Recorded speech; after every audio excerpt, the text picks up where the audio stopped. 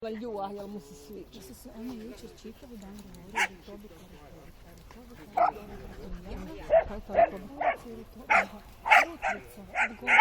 to ne zna izgovoriti, oni nju zovu Rotobika. Ja njega slušam, šta je Rotobika, šta je Rotobika? Ne zna što život, ne zna što je govoriti, još ne zna što je vok.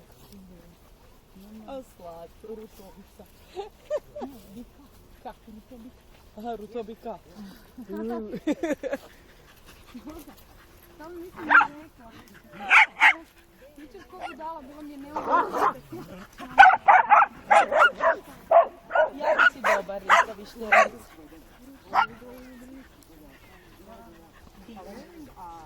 Zuje ona... Jesi ti moj najravnodlakiji ovdje, užas. Zato to će mi ne